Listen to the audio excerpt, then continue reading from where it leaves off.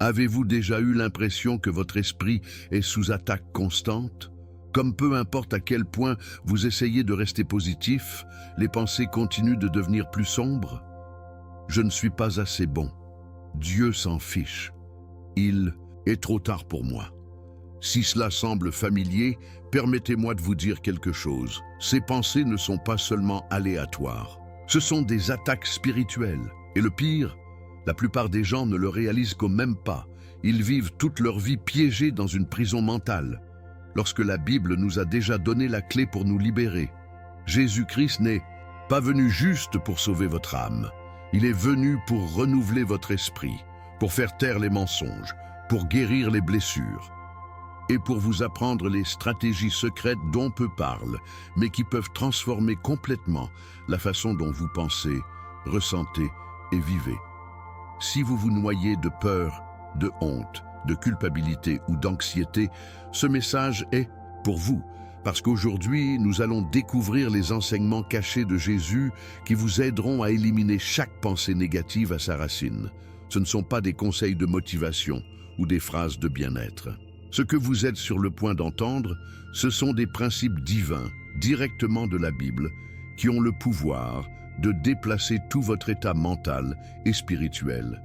Et si vous restez avec moi jusqu'à la fin, vous allez recevoir une révélation si profonde, si puissante, que vous ne verrez plus jamais vos pensées de la même manière. Alors ne faites pas défiler, ne sautez pas, car la bataille pour votre esprit est réelle et votre victoire est plus proche que vous ne le pensez. Permettez-moi de vous demander quelque chose. À quoi ressemblerait votre vie si vous croyiez réellement ce que Dieu dit de vous? Si la peur ne contrôlait plus vos décisions, si la paix est devenue votre état par défaut, peu importe le chaos autour de vous, c'est possible. Et je vais vous montrer comment, pas par étapes, à travers les paroles mêmes de Jésus lui-même. Mais vous devez regarder cette vidéo jusqu'à la fin, car une vérité pourrait être la percée que votre âme attendait. Et avant de plonger, je veux que vous fassiez deux choses. Tout d'abord, commentaire ci-dessous. Quelle est la pensée que vous vous battez le plus récemment? Créons un espace de foi et d'honnêteté. Et deuxièmement, si vous croyez en la puissance de la parole de Dieu, appuyez sur ce bouton d'abonnement et activez les notifications. Parce que ce que vous êtes sur le point de découvrir pourrait simplement vous sauver l'esprit. Il y a une tempête qui fait rage à l'intérieur du cœur humain. Une bataille beaucoup plus intense que celle qui peut être vue avec les yeux. C'est une tempête de l'esprit, un tourbillon de pensées, de peur, de doute et d'insécurité qui frappe quand personne ne regarde. Tandis que d'autres peuvent voir un extérieur calme, au plus profond d'une guerre spirituelle se déroule. Ce ne sont pas seulement des sentiments éphémères, ce sont des flèches lancées par l'ennemi, des chuchotements qui vous disent que vous n'êtes pas suffisant, que votre passé vous définit, que Dieu vous a oublié. Mais la vérité est que la Bible nous dit que le vrai champ de bataille n'est pas le monde à l'extérieur, c'est l'espace entre nos oreilles. C'est là que l'ennemi aime planter des mensonges. Et c'est là que Jésus-Christ nous invite à nous battre avec l'arme de la foi. Revoyons l'une des scènes les plus frappantes des Écritures, le jour où Jésus a calmé la tempête. Trouvé dans Matthieu 8, 23-27, ce moment n'était pas seulement une question de vent et de vagues. Ses disciples étaient paniqués, convaincus qu'ils étaient sur le point de mourir, tandis que Jésus, relâchant pacifiquement, a démontré un niveau de foi qui les a secoués. Quand ils ont crié « Seigneur, sauve-nous, nous allons nous noyer », il s'est levé, a regardé le chaos et a demandé « Pourquoi avez-vous peur, vous de peu de foi ?» Puis avec un simple commandement, il a calmé la tempête. Mais cette question, pourquoi avez-vous peur, n'était pas seulement pour eux. C'est pour nous, chaque fois que la peur commence à obscurcir nos cœurs et à éclipser notre foi en Dieu. Vous voyez, la tempête n'était pas vraiment sur l'eau, c'était dans leur esprit. Ils avaient Jésus avec eux, le Fils de Dieu, et pourtant ils doutaient toujours. C'est la condition humaine, même avec la présence de Dieu juste à côté de nous. Nous laissons parfois le bruit de la peur noyer la voix de la vérité. Et n'est-ce pas ce qui se passe dans notre vie quotidienne? Les factures, les diagnostics, les trahisons, le silence des prières sans réponse, ils peuvent tous se sentir comme des tempêtes. Mais si Jésus-Christ est dans notre bateau, alors la paix est toujours à portée de main. C'est le message de la foi. Pas l'absence de tempête, mais la présence de Jésus au milieu d'eux. Et si la prochaine fois que l'anxiété se glissait, vous vous êtes arrêté et vous avez demandé « Pourquoi ai-je peur ?» Pas comme une question auto-radiante, mais comme une réinitialisation spirituelle. Vous pourriez répondre avec les promesses de la parole de Dieu. « Le Seigneur est mon berger, je ne veux pas. » Psaume 23, 1. Vous pouvez prendre cette peur captive et en parler de la vie. Au lieu de dérober, imaginez répondre avec les Écritures, se tourner vers la Bible. Pour plus de clarté, priez avec conviction et appelez Jésus-Christ à se calmer. Ce n'est pas un vœu pieux, c'est la réalité spirituelle que Jésus a démontrée pour nous sur l'eau. Donc, la prochaine fois que votre esprit aura l'impression d'être pris dans une tempête, rappelez-vous ceci. La foi ne prétend pas qu'il n'y a pas de tempête. Il est confiant que Dieu est toujours en contrôle quand tout le reste dit le contraire. N'essayez pas de faire taire le vent par vous-même. N'essayez pas de ramer plus fort. Au lieu de cela, réveillez la foi qui est déjà en vous. Appelez Jésus. Laissez-le parler la paix sur votre chaos. Parce que la bataille de l'esprit est réelle. Mais la victoire en Christ l'est aussi. Et cela, mon ami, n'est que le début de ce voyage. Les mots ne sont pas seulement des sons, ce sont des graines. Ils prennent racine dans le cœur et façonnent la façon dont nous nous voyons, les autres et même Dieu. La Bible nous rappelle constamment que le pouvoir de la vie et de la mort est dans la langue. Proverbe 18, 21. Mais ce que beaucoup de gens négligent, c'est que nos pensées ont le même poids spirituel. Ce sur quoi nous nous attardons devient ce que nous croyons. Et ce que nous croyons devient comment nous vivons. C'est pourquoi Jésus s'adressait toujours non seulement à des actions, mais à des intentions, ce qui se passe sous la surface. Dans l'histoire de la fille de Jaïrus, trouvée dans Marc 5, 35-36, les messagers sont venus et ont dit à Jaïrus « Votre fille est morte ». C'est le genre de phrase qui écrase une âme. Mais Jésus l'a regardé et a dit quelque chose de radical. « N'ayez pas peur, croyez seulement ». Que cela s'enfonce. Jésus n'ignorait pas la réalité. Il l'a confronté à une vérité supérieure. La peur dit « c'est fini ». La foi dit « Dieu travaille toujours ». Jésus n'a pas laissé la situation définir le résultat. Il a laissé la parole de Dieu parler plus fort que le rapport de l'homme. C'est une leçon puissante pour quiconque lutte contre les pensées négatives aujourd'hui. Ce n'est pas parce que votre esprit est inondé de peur que vous devez être d'accord. Lorsque des pensées d'échec, de culpabilité ou d'inutilité se glissent, vous n'avez pas besoin de les divertir comme des invités. Vous pouvez les expulser avec la vérité de la Bible. C'est ce que Jésus montrait à Jaïrus et à nous. Ne croyez que. C'est simple, mais c'est la guerre spirituelle au plus haut niveau. Pour le rendre encore plus personnel, regardez la parabole du fils prodigue dans Luc 15. Le fils cadet, après avoir ruiné sa vie et se vautre de honte, se dit « Je ne suis pas digne d'être appelé votre fils ». C'est une pensée négative enracinée dans la culpabilité. Et comment le Père, représentant Dieu, répond? Il court vers lui, l'embrasse, le restaure. Pas de conférence, pas de condamnation, juste l'amour. C'est ainsi que Jésus-Christ recadre notre dialogue intérieur. Il ne se contente pas de pardonner nos péchés, il récupère notre identité. Donc chaque fois que votre esprit vous dit que vous êtes trop loin, que vous avez trop gâché, vous devez vous demander « Quelle voix j'écoute, Dieu ou la culpabilité ?» Les mots et les pensées sont connectés comme une rivière. Et sa source, si la source est polluée, si votre cœur est rempli de mensonges, les mots qui coulent porteront la mort, le doute et le désespoir. Mais si la source est remplie de foi et des promesses de Dieu, alors les mots que vous prononcez, même en faiblesse, seront lassés. C'est pourquoi la mémorisation des Écritures n'est pas seulement un exercice religieux, c'est une arme spirituelle. Vous recueillerez votre esprit avec la vérité, et ce faisant, vous préparez votre esprit à rester fort au milieu de la tempête. Jésus ne nous a pas simplement dit de parler positivement. Il nous a montré comment ancrer notre discours dans la parole de Dieu elle-même. Voici donc un défi doux mais puissant. La prochaine fois que vous vous surprenez à penser à quelque chose de sombre, lourd ou autodestructeur, arrêtez-vous et demandez « Jésus dirait-il cela sur moi ?» Si la réponse est non non plus, vous ne devriez pas vous le dire non plus. Au lieu de cela, remplacez-le par ce que Dieu a dit à propos de vous dans la Bible. Que vous êtes aimés, Romains 5, 8. Que vous êtes choisis, 1 Pierre 2, 9. Que vous n'êtes pas seul, Hébreux 13, 5. Entraînez votre esprit pour faire écho au paradis, pas l'enfer, parce que chaque pensée est un élément constitutif et chaque mot est une brique. Vous construisez soit un temple de foi, soit une prison de peur. Continuons à construire avec le plan de Dieu.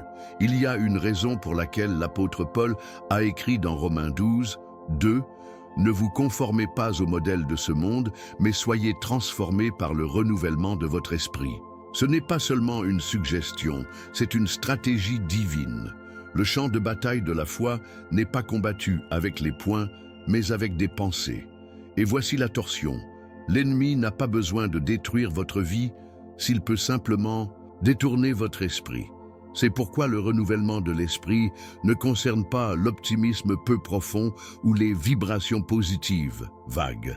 Il s'agit d'une transformation mentale totale fondée sur la parole de Dieu. Quand quelqu'un marche vraiment avec Jésus-Christ, la façon dont il pense commence à changer.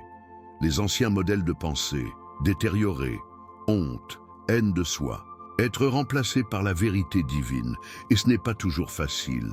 Mais ça vaut toujours la peine. Jésus a modélisé cela parfaitement dans le Sermon sur la montagne. Encore et encore, il a dit « Vous l'avez entendu dire, mais je vous le dis. » Matthieu 5, 7. Que faisait-il? Il reprogrammait l'esprit des gens, démontage du conditionnement culturel, brisant les mensonges, et reconstruire leur vision du monde en fonction du royaume de Dieu. C'est un renouvellement mental en action. Il ne parlait pas seulement de meurtre, d'adultère ou de vengeance. Il tenait à la racine même de la façon dont les gens pensent. Parce que le vrai changement ne commence pas par le comportement, il commence par la croyance. C'est pourquoi Jésus n'est pas venu pour réparer nos habitudes. Il est venu pour transformer nos cœurs, ce qui comprend la façon dont nous pensons, percevons et interprétons la réalité par la foi. Mais comment quelqu'un renouvelle-t-il réellement son esprit dans la vraie vie? Cela commence par la conscience. Vous ne pouvez pas renouveler une pensée que vous ne connaissez même pas.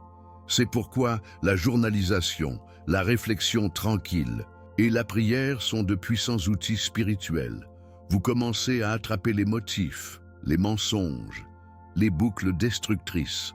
Ensuite, vous les confrontez, pas avec des vœux pieux, mais avec la vérité biblique. Par exemple, si vous croyez que vous êtes indigne, allez chez 2 Corinthiens 5, 17 et déclarez « Je suis une nouvelle création en Christ ».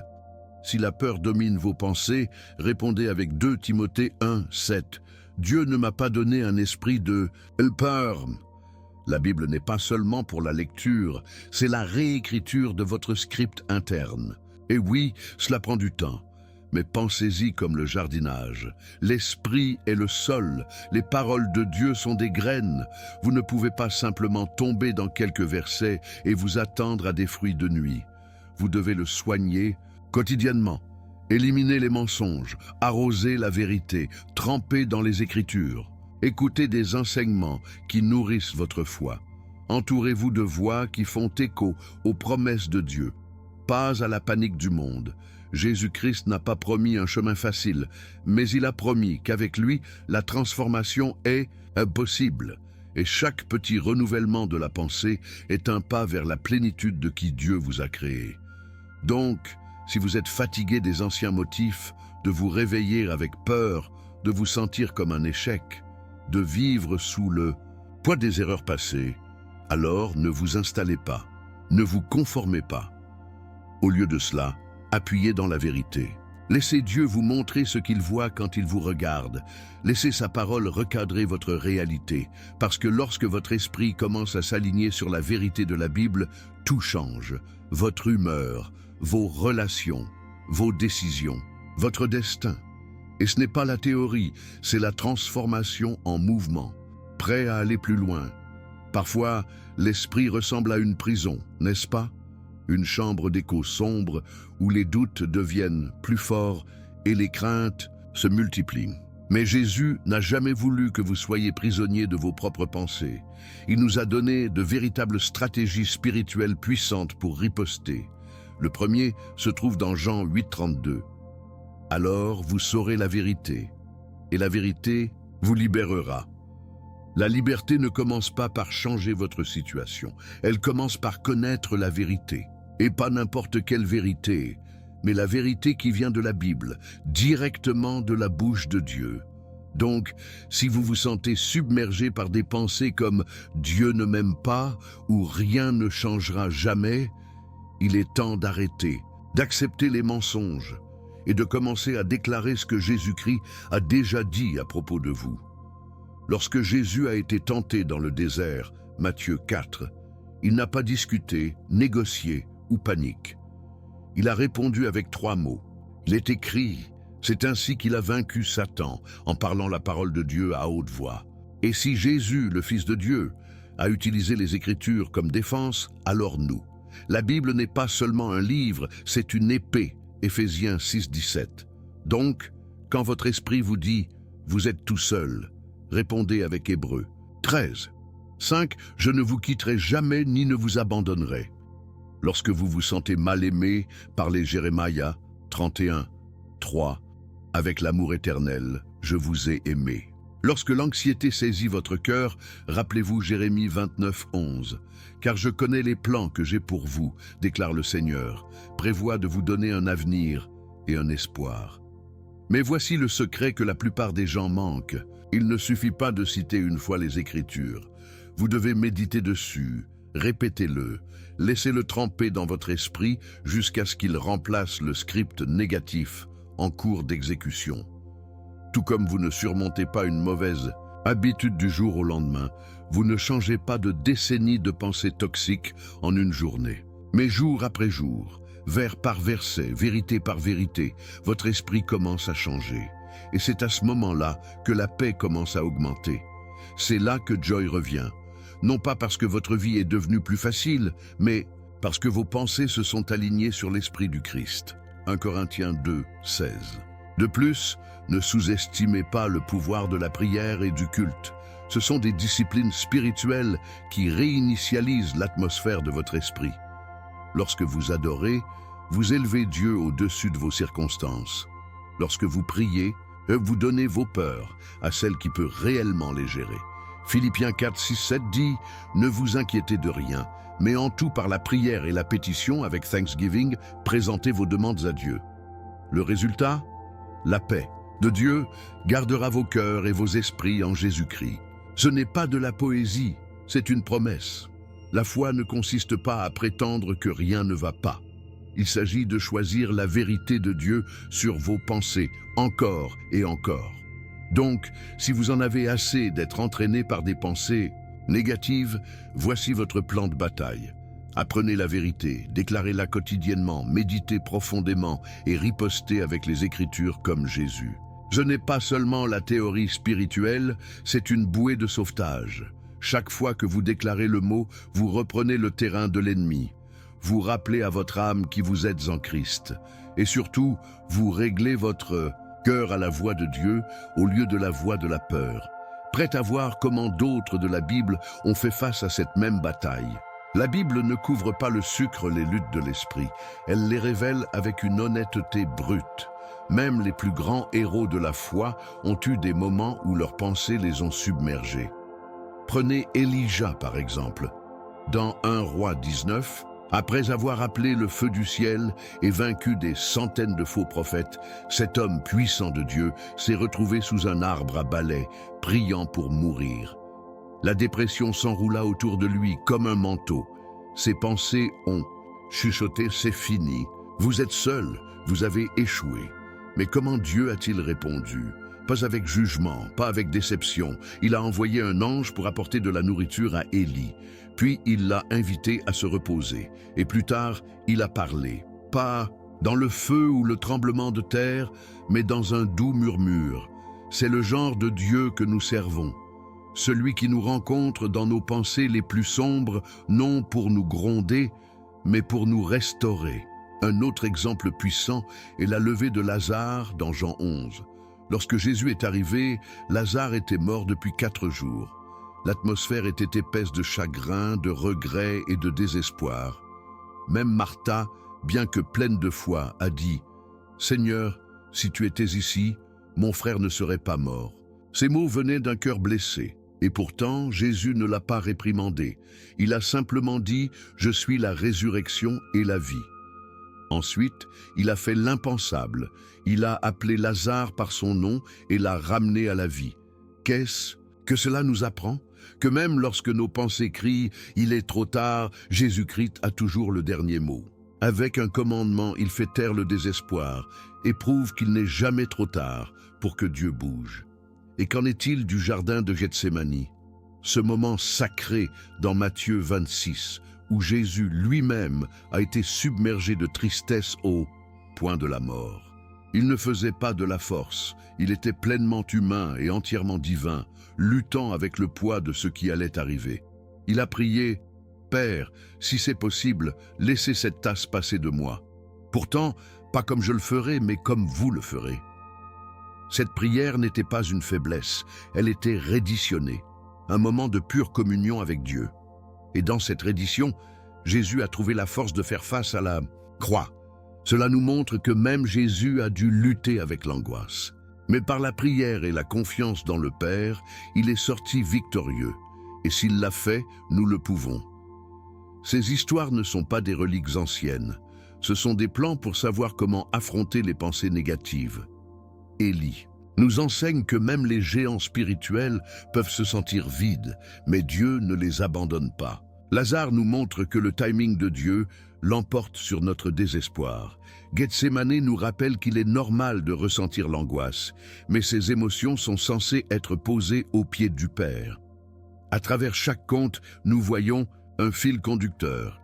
Dieu n'évite pas nos esprits brisés, il y fait entrer, il apporte du réconfort, de la résurrection et de la force, et il utilise la foi, la Bible et la présence de Jésus-Christ comme les outils pour le faire. Donc lorsque vous vous retrouvez dans une grotte comme Élie, ou que vous vous tenez devant une tombe comme Martha, ou en transpirant du sang dans un jardin de douleur, vous souvenez, vous n'êtes pas seul.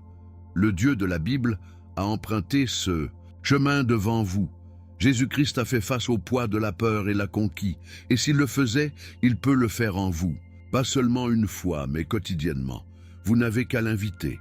Maintenant, que se passe-t-il si même la nature elle-même avait quelque chose à nous apprendre à faire confiance à Dieu? Parfois, les plus grands sermons ne sont pas prêchés à partir de chair, mais à partir de pétales, de cieux et d'ailes. Dans Matthieu 6, 25-34, Jésus invite ses auditeurs à considérer quelque chose de profondément simple. Regardez les oiseaux de l'air et voyez comment les fleurs du champ grandissent. Il n'était pas poétique juste pour le bien de la beauté, il livrait une révélation divine. La nature elle-même est une classe de foi. Les oiseaux ne stockent pas, les lys ne tournent pas. Et pourtant, ils sont nourris et vêtus de la main de Dieu. Le message est clair, si Dieu prend soin des créatures sans voix et sans plan, combien plus prendra-t-il soin de vous?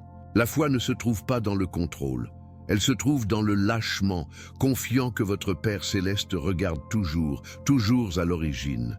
Lorsque Jésus a dit « Ne vous inquiétez pas pour demain », il ne nie pas la réalité, des problèmes. Il s'adressait à la racine de l'anxiété, un manque de confiance dans la provision de Dieu. La pensée négative découle souvent de la peur de l'inconnu. Et si j'échoue? Et si je perds tout? Et si Dieu ne se présente pas? Mais au cœur de Matthieu 6, Jésus ne nous donne pas de formule, il nous donne une perspective. Le Dieu qui a fait l'univers sait ce dont vous avez besoin avant même de demander. Matthieu 6, 8. L'inquiétude n'ajoute pas une seule heure à votre vie.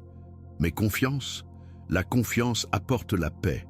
C'est pourquoi Jésus a dit « Recherchez d'abord son royaume et sa justice, et toutes ces choses vous seront également données. » Matthieu 6, 33. La nature ne stressait pas, les arbres ne se précipitent pas, les océans ne paniquent pas. Ils se déplacent avec le rythme, l'harmonie et le but, parce qu'ils fonctionnent sous la règle de leur Créateur. Et nous aussi. Mais les humains, avec toute notre intelligence et notre planification, manquent souvent la simplicité de la foi enfantine. C'est ce que Jésus soulignait. Non pas que nous ne devrions pas planifier, mais nous ne devons pas nous inquiéter. Il y a une différence. L'inquiétude est de planifier sans foi. Mais la véritable planification repose dans la confiance que Dieu est déjà une longueur d'avance. S'il a habillé les lys de beauté et a donné une chanson aux moineaux, il n'a sûrement pas oublié vos besoins. Son soin n'est pas saisonnier, c'est quotidien, délibéré et profondément personnel. Alors, comment pouvons-nous appliquer ceci? Commencez par observer. Prenez des moments dans votre journée pour simplement regarder la création. Laissez-le vous prêcher. Ce lever de soleil, un rappel de la nouvelle miséricorde, cette fleur fleurie à travers le béton, une image de la résilience de Dieu, cet oiseau nourrissant ses jeunes, un murmure de disposition divine. Laissez ces visuels former votre esprit à faire confiance. Et chaque fois que l'anxiété essaie de se lever, dire la vérité, « Mon Père nourrit les oiseaux, il prendra soin de moi. » Construisez ce rythme dans votre style de vie. Faites-en une pratique, et bientôt, vous commencerez à remarquer une paix qui s'installe, pas parce que la vie est devenue plus facile, mais parce que votre foi est devenue plus forte. Donc, avant d'aller de l'avant, une pause et respirez. Regardez autour de vous. Voyez comment la création témoigne de la fidélité de Dieu. Ce n'est pas seulement des paysages, c'est un sermon. Et si le monde naturel obéit à son rythme et ne manque de rien, alors vous, faites à son image et remplis de son esprit, ne soyez jamais sans aide. La Bible, Jésus-Christ et la foi nous pointent tous vers une grande vérité. Dieu est avec vous, il est pour vous, et il travaille même lorsque vous ne pouvez pas le voir. Mais qu'est-ce que cela signifie quand la vie devient encore difficile? C'est ce que nous explorerons ensuite. Au cœur de chaque bataille avec l'esprit, chaque tempête de l'âme et chaque peur qui nous hante, il se trouve une force cachée, pas la nôtre, mais le Christ est en nous. Philippiens 4, 13 le déclare. Hardiment, je peux tout faire à travers le Christ qui me renforce. Ce n'est pas seulement une citation de motivation pour gifler une tasse à café, c'est une déclaration de guerre spirituelle contre chaque pensée qui dit « vous ne pouvez pas ». La vérité est que vous ne pouvez peut-être pas. Mais avec Jésus-Christ, vous le pouvez absolument. Il ne s'agit pas d'autosuffisance, il s'agit de la dépendance divine. Parce que lorsque votre force s'épuise, la force de Dieu entre en jeu. C'est le pouvoir de la vraie foi. Il prend votre faiblesse et le transforme en plateforme pour la gloire de Dieu. Soyons honnêtes, la vie est difficile. Même lorsque vous priez, même lorsque vous lisez la Bible, même lorsque vous croyez. Il y a encore des revers, des retards et des jours où vos pensées s'apaiseraient plus rapidement que vous ne pouvez le contrôler. Mais c'est là que l'autonomisation entre en jeu. Pas à travers le battage médiatique, mais par la vérité. La Bible ne promet pas une route facile, mais elle promet un guide fidèle. Et plus vous vous penchez sur la parole de Dieu, plus votre esprit est fort. Tout comme un muscle, la foi grandit lorsqu'elle est testée. Donc, lorsque vous êtes poussé jusqu'au bord, ne s'effondrez pas plus profondément. Rappelez-vous, le même esprit qui a élevé Jésus des morts en vous, Romains 8, 11. Cela signifie que vous ne vous battez pas de faiblesse, vous vous battez de la victoire. L'autonomisation ne signifie pas que vous ne ressentirez jamais de peur. Cela signifie que vous ne serez pas gouverné par cela. Cela signifie que même lorsque votre esprit dit « abandonnez », votre esprit dit « appuyez sur », il se réveille, tous les jours, et choisit de croire que Dieu écrit toujours votre histoire, même si vous êtes coincé dans un chapitre douloureux. Cela déclare « Jésus-Christ est ma force. même lorsque vos mains tremblent. Et parfois, cela signifie simplement passer la journée en tenant un verset, une prière, une bouffée de foi. C'est, mon ami, est une endurance sainte. C'est ce que signifie être fort dans le Seigneur. Et n'oubliez pas, vous n'êtes pas censé parcourir ce voyage seul. Compte de la communauté. Entourez-vous de gens qui parlent la foi, qui vous rappellent les promesses de Dieu lorsque votre mémoire vous manque. Appuyez sur des mentors spirituels. Soyez honnête avec Dieu dans la prière. Laissez le culte changer votre atmosphère. Ce ne sont pas des rituels, ce sont des lignes de vie. Ils gardent votre cœur ancré en vérité lorsque les vents de la vie essaient de vous faire exploser. Et au fil du temps, quelque chose d'incroyable se produit. Votre esprit se renouvelle, vos pensées changent et votre vie commence à refléter la paix, la force et la clarté qui viennent de marcher quotidiennement avec Jésus. Donc, lorsque nous fermons ce chapitre, écoutez ce fort et fort. Vous n'êtes pas impuissant, vous n'êtes pas sans espoir, vous n'êtes pas vaincu. Vous avez accès à une force divine qui ne peut pas être ébranlée.